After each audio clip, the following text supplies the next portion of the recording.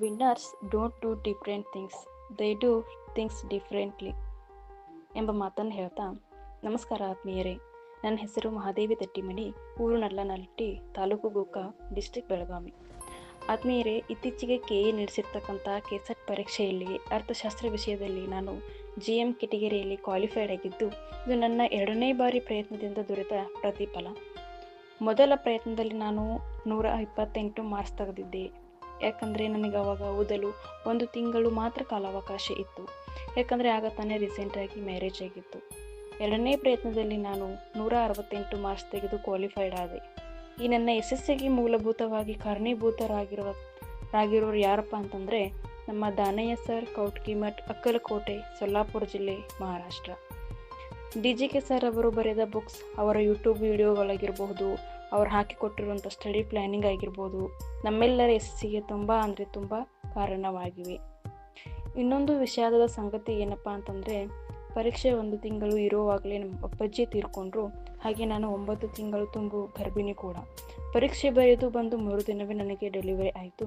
ಗಂಡು ಪಾಪ ಕೂಡ ಹುಟ್ಟಿತು. ತುಂಬ ಖುಷಿ ಆಗ್ತಿದೆ. ಯಾವತ್ತೂ ಮರೆಯಲಾರದ ನೆನಪು ಇದು ಅಂತ ಹೇಳಿದರೆ ತಪ್ಪಾಗಲಾರದು.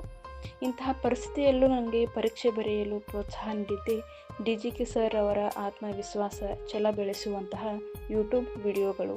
ನನ್ನ ಯಶಸ್ಸಿನ ಎಲ್ಲ ಕ್ರೆಡಿಟ್ಗಳು ಅವರಿಗೆ ಸಲ್ಲಬೇಕು. ಸಂಗೀತ ಮೇಡಮ್ ಆಗಿರ್ಬೋದು, ಅವ್ರ ಮಗಳು ಶಾಂತಲಕ್ಷ್ಮಿ, ಅವರ ಕುಟುಂಬ ಸರ್ವ ಸದಸ್ಯರಿಗೂ ಸಲ್ಲಬೇಕು ಅಂತ ಹೇಳಿಕ್ಕೆ ಇಷ್ಟಪಡ್ತೇನೆ.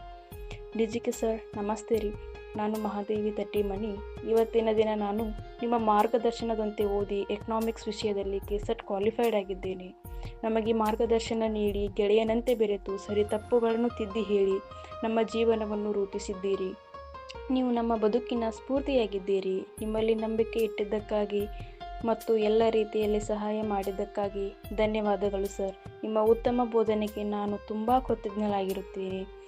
ನಮಗೆ ನಮ್ಮ ಸಾಮರ್ಥ್ಯಗಳನ್ನು ಗುರುತಿಸಲು ಮತ್ತು ಅವುಗಳನ್ನು ಪೋಷಿಸಲು ಹಾಗೂ ನಮ್ಮ ಕನಸುಗಳನ್ನು ನನಸಾಗಿಸಲು ಸಹಾಯ ಮಾಡಿದ ನಿಮಗೆ ಅನಂತ ಧನ್ಯವಾದಗಳನ್ನು ಹೇಳ್ತೇನೆ ಸರ್. ಹೀಗೆ ಎಲ್ಲ ವಿದ್ಯಾರ್ಥಿ ಮಿತ್ರರಿಗೆ ಜೀವನ ರೂಪಿಸಿಕೊಡುವ ಪ್ರಯತ್ನದ ದಾರಿಯಲ್ಲಿ ಇದ್ದೀರಿ. ನೀವು ಯಾವಾಗಲೂ ನಮ್ಮ ಜೀವನದಲ್ಲಿ ಅಜರಾಮರ ಸರ್. ದೇವತಾ ಮನುಷ್ಯ, ನಡೆದಾಡುವ ಯಶಸ್ಸುಗಾರ ಅಂದರೆ ತಪ್ಪಾಗಲಾರದು. ನಿಮ್ಮ ಈ ಉತ್ತಮ ಕೆಲಸ ಹೀಗೆ ಮುಂದುವರಿಯಲಿ ಗುರುಗಳೇ.